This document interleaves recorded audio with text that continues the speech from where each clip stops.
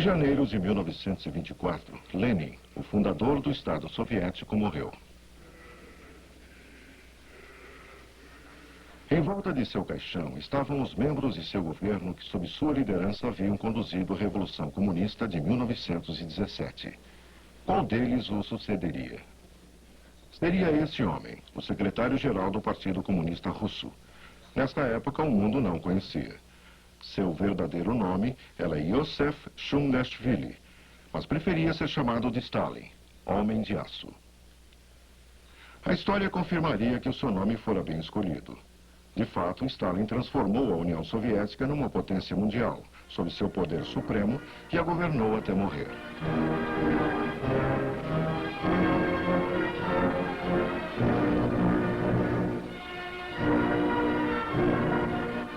Stalin era considerado um homem introvertido e exerceu um papel secundário na Revolução Russa. Ele percebeu que o poder de decisão estava na organização do Partido Comunista. Por isso, aceitou o cargo de secretário-geral do partido, recusado por outros líderes da Revolução. Nesse cargo, Stalin estaria no centro das decisões e poderia designar membros do partido que fossem mais sintonizados com suas ideias. Lenin não o havia escolhido para seu sucessor, porque o achava muito rude e muito arrogante. Para muitos comunistas, Trotsky era o homem certo para comandar o Estado, pois organizara a Revolução Bolchevique e criara o Exército Vermelho. Em 1921, os marinheiros da base naval de Kronstadt rebelaram-se contra as regras severas do Partido Comunista.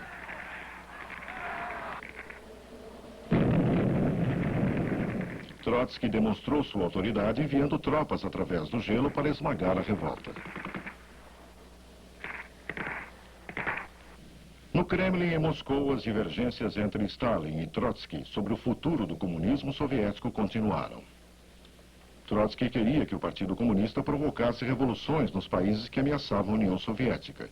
Ele desejava espalhar as ideias comunistas por todo o mundo. Mas Stalin argumentava que o melhor modo de proteger a revolução era fazer da União Soviética um país forte. E suas ideias prevaleceram. Trotsky nunca havia sido bem visto dentro do partido. Em 1926, ele foi demitido do Politburo, o órgão político do partido, e 2 anos mais tarde, ele e a esposa foram exilados.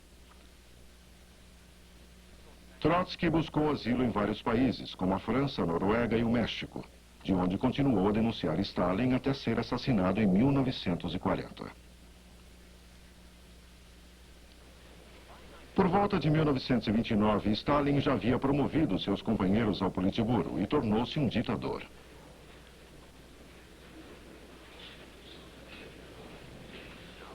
Agora ele queria impor seus planos de modernização da União Soviética sem oposição. Nessa época, os negócios privados e a pequena propriedade ainda eram permitidos pela NEP, a nova política econômica, que havia sido introduzida por Lenin em 1921. Mas Stalin pretendia ter o controle total da produção.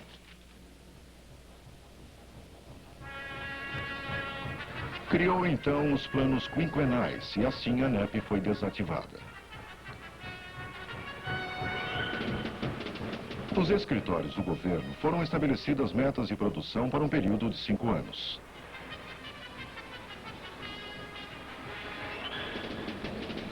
Os comitês locais buscavam meios de alcançar as metas.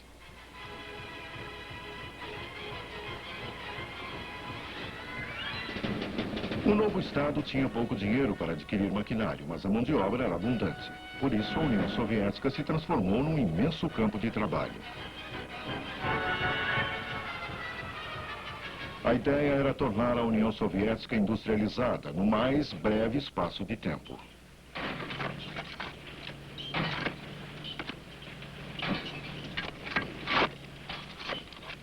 Toneladas de concreto foram produzidas para as barragens, necessárias para represar os grandes rios e fornecer energia elétrica. A madeira das florestas soviéticas foi utilizada na construção de novas linhas férreas, determinadas no primeiro plano quinquenal. O transporte ferroviário abriria o país e supriria de matérias-primas os novos centros industriais, como o de Magnitogorsk, construído no interior da União Soviética.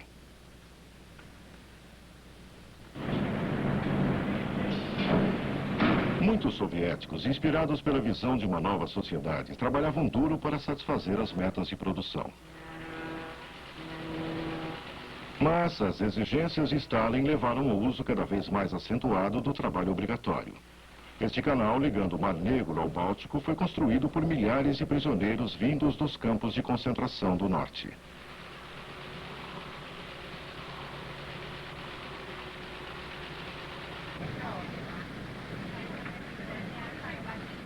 O moderno Estado soviético, que estava sendo criado por Stalin, precisava de uma força de trabalho saudável e qualificada. Não havia lugar para os analfabetos. Operários e camponeses que soubessem ler, escrever e contar seriam mais úteis na nova sociedade industrial. Enquanto os adultos estavam sendo alfabetizados, seus filhos eram educados nas novas escolas, universidades e politécnicas. A pesquisa em ciência e tecnologia estava estreitamente ligada às necessidades dos planos quinquenais.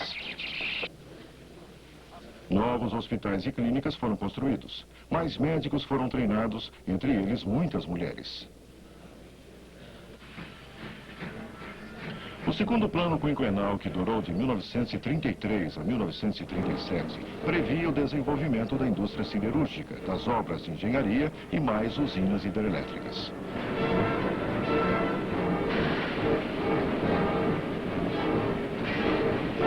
No interior da União Soviética não havia falta de trabalho, mas era nesse mesmo período que os Estados Unidos e muitos países europeus estavam sofrendo os efeitos da depressão e do desemprego. A União Soviética estava se igualando aos países ocidentais rapidamente. Mas isso não era o suficiente para os líderes soviéticos. Eles exigiam mais esforços dos trabalhadores. Este mineiro, Stahanov, fazia o trabalho de 16 homens em um único turno. Todos eram incentivados a trabalhar como o herói Stahanov. Quem o fizesse seria recompensado. Os negligentes eram levados ao ridículo e punidos. Mas havia fracassos. Apesar de nunca serem mostrados em filmes oficiais como este, nem todos os operários eram como Stahanov, e muitas indústrias não conseguiram alcançar suas metas de produção. Contudo, a indústria soviética continuava crescendo, e nos anos 30, as novas fábricas começavam a produzir algumas máquinas necessárias para a outra revolução de Stalin, a revolução no campo.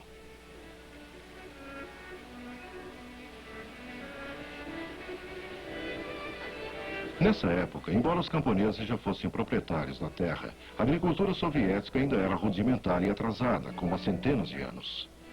Embora a produção de alimentos fosse vital, o trigo era necessário para pagar as importações de equipamentos industriais e para alimentar os operários nas cidades.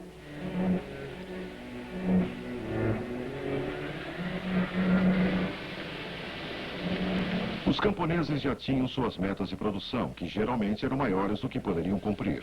Por isso, agentes do governo inspecionavam as plantações, confiscando as colheitas, e a produção de grãos tinha que aumentar.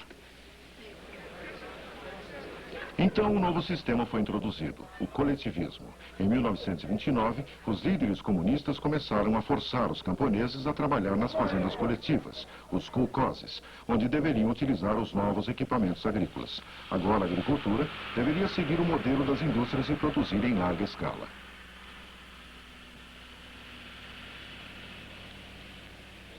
Muitos camponeses, especialmente os kulaks, que eram ricos proprietários, não aceitaram a nova política agrícola e resolveram resistir a qualquer preço. A resistência à coletivização espalhou-se por toda a União Soviética. Em lugar de aceitar o coletivismo, muitos deles queimaram suas casas, destruíram suas plantações e mataram o gado. O efeito na produção agrícola foi desastroso. Em 1930, a União Soviética havia produzido 85 milhões de toneladas de grãos. Mas em 1934, durante os primeiros anos da coletivização, esse número caiu para 69 milhões de toneladas e houve fome. Mas Stalin estava decidido a forçar os camponeses a aceitar a coletivização. O resultado foi a fome e a morte.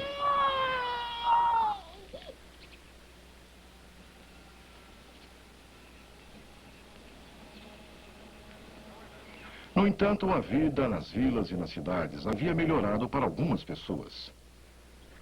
Filmes de propaganda oficial eram feitos para mostrar aos trabalhadores como poderiam viver se fossem leais cidadãos e trabalhassem arduamente para a União Soviética.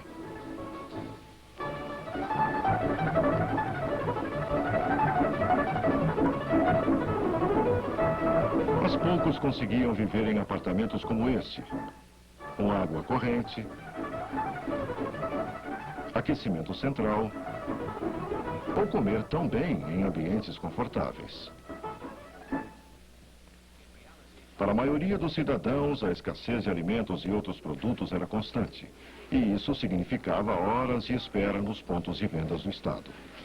As cidades eram superpovoadas, sem atrativos e sem conforto. Os planejadores de Stalin produziram muitas ideias para as cidades do futuro, mas elas permaneceram um sonho, a não ser por alguns prédios públicos em Moscou e o espetáculo maior de Stalin, o metrô de Moscou. Cada estação era decorada com extravagância, um estilo diferente, e pela primeira vez, trabalhadores puderam usar um serviço rápido e barato.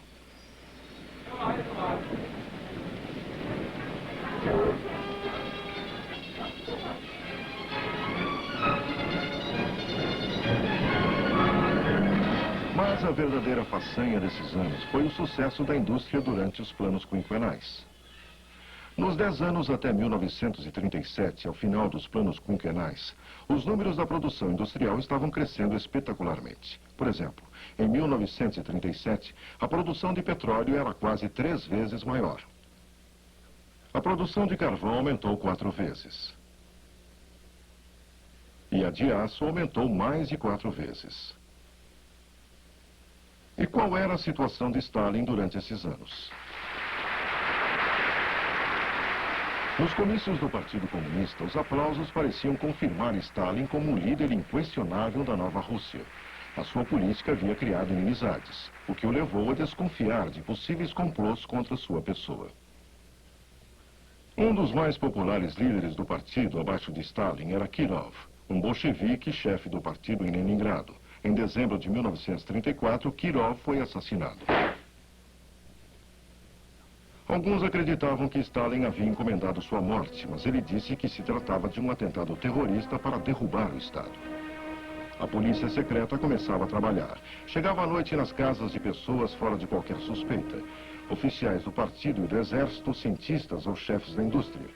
Muitos eram levados e nunca mais vistos.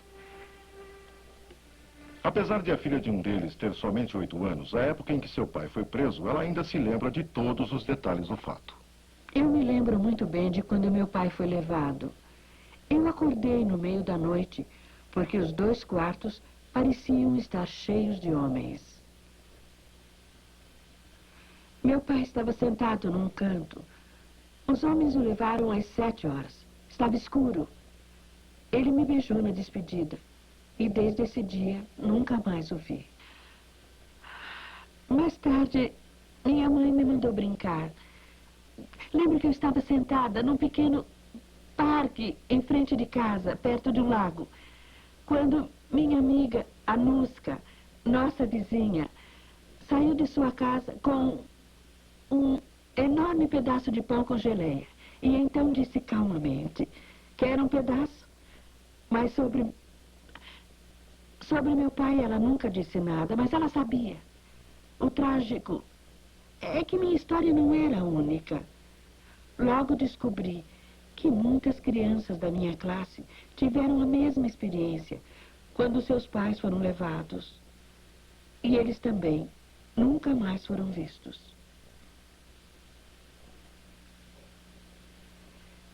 E eles eram pessoas comuns e inocentes. Inocentes ou não, centenas e milhares de vítimas do expurgo stalinista tiveram o mesmo destino. Velhos bolcheviques, amigos de Lenin, líderes da Revolução, foram obrigados a comparecer a julgamentos públicos, sempre acusados de crimes que eles não poderiam ter cometido contra o partido, contra os trabalhadores, contra o Estado. Era inacreditável. Eles confessavam esses crimes, desculpando-se publicamente e apenas aguardavam a sentença da corte. A punição era inevitável e os detalhes eram divulgados para o mundo todo pela rádio de Moscou. Vocês estão ouvindo a Rádio Central de Moscou, transmitida em 25 metros. Os criminosos fascistas trotskistas que realizaram um atentado contra a propriedade do Estado soviético e contra o mais precioso de todos os bens, a vida de nossos trabalhadores, merecem sua cruel punição. A sentença da corte foi recebida pelo povo de nosso país com grande satisfação. Esta é a sentença de nosso grande país. Morte para os inimigos do povo. Nós temos o grande Stalin, nosso baluarte, nosso líder. Nós temos o partido de Lenin e Stalin, a força viva e criativa de nosso povo. Nós temos o governo soviético de Stalin, o mais poderoso governo do mundo.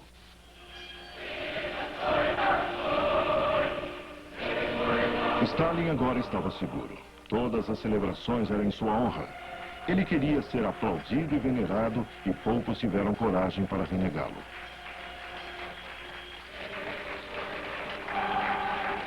O culto à personalidade de Stalin havia começado. Todos compravam o retrato do gênio da nova era, o mais sábio homem da época, como o Pravda, o jornal oficial comunista, o chamava. E nos livros de história e quadros sobre a Revolução, Stalin era sempre mostrado ao lado de Lenin, embora não tivesse sido um líder proeminente da Revolução bolchevista. Os fatos eram modificados para ajustar-se ao presente. Agora, ele era sempre apresentado como o centro das atenções.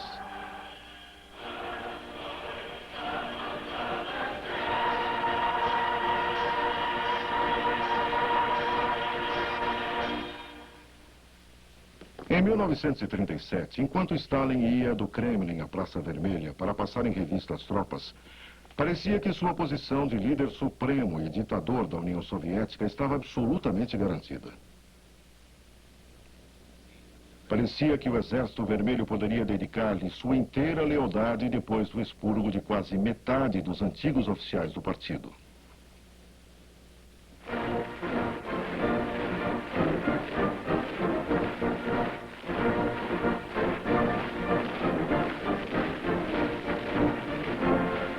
A modernização da União Soviética havia sido realizada com custos enormes em vidas e sofrimento. Milhões de pessoas haviam morrido para construir uma potência mundial.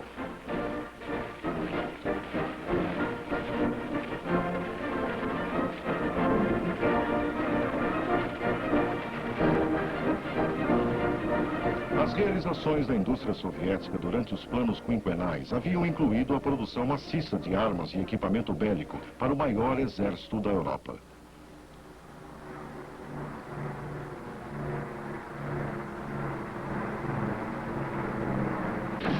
Mas estaria o país suficientemente forte? Será que a modernização